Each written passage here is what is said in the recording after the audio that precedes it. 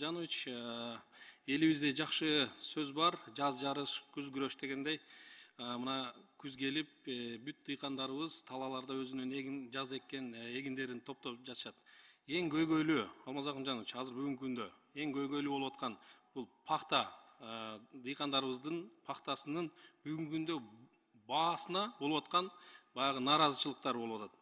Алмаз Акымжанович, Кабмин тарабынан ушул пахтаны сатууда жардам берүүсүн дыйкандарыбыз суранып жатат. Былтыркы пахталар да быйыл да мына кампаларында турат, пахта заводдордо турат, сатылбай турат да. Эгерде Кабмин тарабынан жардам берилбей кала турган болсо, кийинки жылы пахта эгүү токтоп калышы толук ыктымал. Эгерде пахта эгүү токтоп кала турган болсо, анда ондогон заводдор токтойт. А ондогон заводдордо жүздөгөн адамдар иштейт. Ошон үчүн Кабмин өзү сатып алабы, жеп сырттан кардар табып келеби? Ушул пахтаны сатуу боюнча ушул көйгөйлүү бүгүнкү күндө баягы мына азык түлүккө болгон дагы баа аябай жогорулап атат барган сайын. А пахтанын баасы барган сайын ылдый төмөндөп баратат да.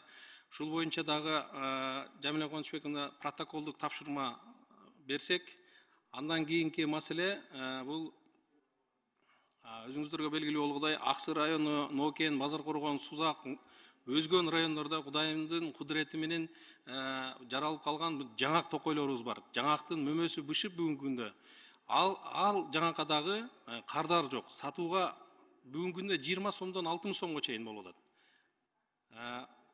Күзгө чейин, жаз келгенден күзгө чейин ошол жаңактын тегерегиндеги токой чарбасында жашаган биздин жарандарыбыз ошол жакшы үмүт менен күтөт эле, бирок тилекке каршы баа чыкпай атат. Бирден бир себеби, Алмаз Акымжанович, бул Кытайдан кирип аткан арзан жаңактын баасы болуп атат да. Биздин жаңактар сатылгыча, убактынча биз ошолорго бөгөт коебузбу же кошумча төлөм киргизебизби, ошого жардам берсеңиздер. Бул боюнча дагы Жамиля Кубанычбековна протоколдук тапшырма берип койсоңуз, ошол эки маселе боюнча. Анан жогоруда менин коллегам Базар Коргон районундагы жаңак туннели боюнча мындай маселе көтөрүп кетти. Ал жер кесилип атат, жок болуп баратат. Аны сакташыбыз керек деген сөздөрдү айтып кетти. Мен ошол жердин депутаты катары, ошол райондун депутаты катары, ал жерде эч кандай кесилген жок, жоголгон жок, туннелибиз сакталуу боюнча турат.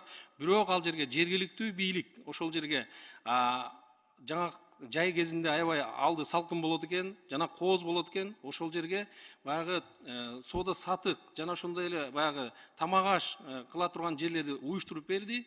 Ошол иштеп атат бүгүнкү күндө.